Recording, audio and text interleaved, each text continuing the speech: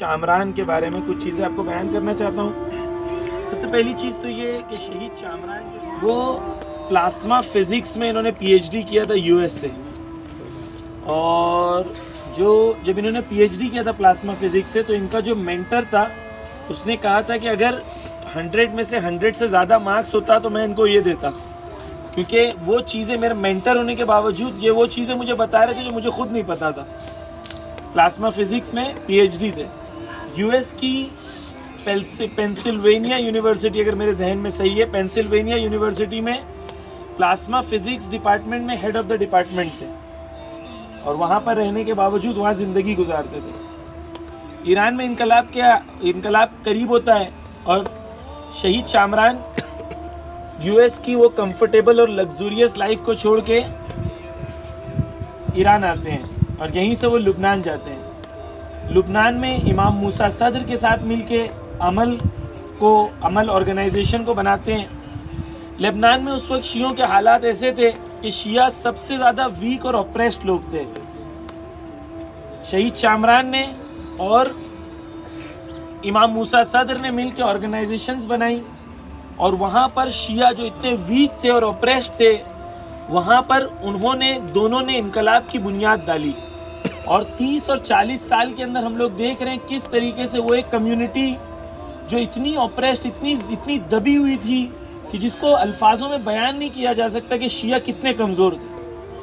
یعنی ایک مثال کے طور پر خالی یہ ہے کہ وہاں پر شیعہ خواتین جو ہیں پروسٹیٹیوشن کے کام میں مبتلا تھی، یعنی اتنی ویکنیس، اتنی غریبی، اتنا پرابلمز تھا، ٹوٹل کیوس تھا وہاں پر۔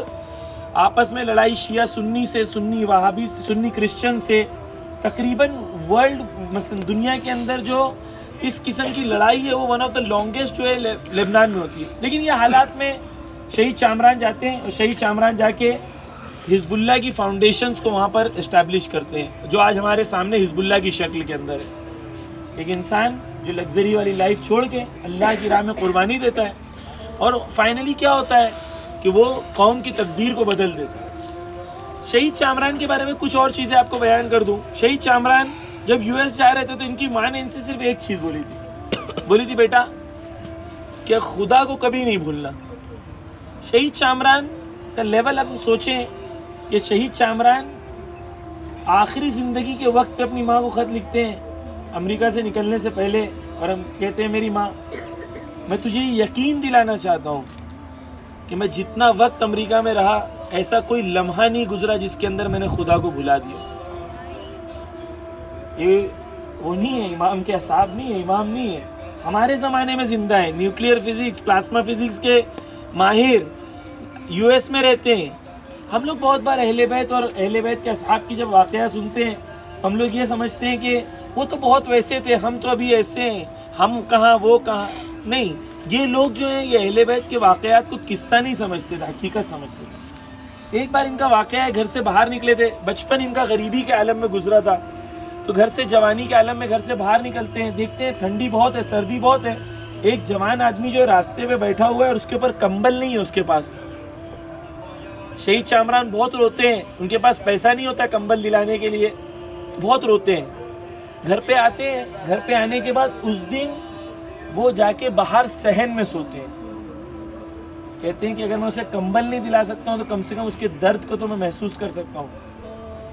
یہ وہ لوگ ہیں جو اس زمانے میں، ہمارے زمانے میں زندہ ہیں، لیکن اہل بیت کی زندگی کے ساتھ زندہ ہیں۔ ان لوگوں کے لیے اہل بیت کی زندگی ایک قصہ اور کہانی نہیں ہے، اس کے ساتھ زندہ ہے۔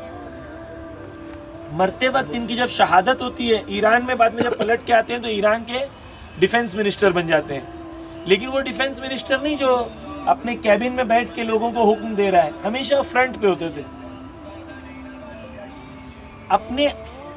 ان لوگ سوچیں کون لوگ تھے، یہ آسان نہیں ہے۔ ہم لوگ بھی وہی زمانے میں زندہ، ہم لوگ بھی وہی اہل بیت کو مانتے ہیں، لیکن کیوں ہم لوگ ایسے نہیں ہیں؟ یہ مرتے وقت اپنے ہاتھوں کو خط لکھتے ہیں، شعر لکھتے ہیں، کہتے ہیں اپنے ہاتھوں کو کہتے ہیں میں نے تمہیں بہت تکلیف دی، مجھے معاف کرنا، میری نفس نے تم سے ضرورت سے زیادہ کام لیا۔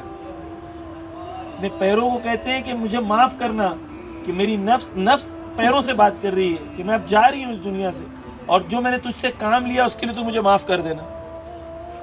یہ شخصیات کیوں ایسی ہیں اور ہم کیا مسنگ ہے ہمارے اندر؟ کیوں ہم اہل بیت کی تعلیمات اور کربلا کو جاننے کے باوجود بھی ہم ایسے نہیں ہیں؟ اس لیے کیونکہ ان کے لیے کربلا ہسٹری نہیں ہے، کربلا حقیقت ہے جس کے اندر وہ زندہ ہے۔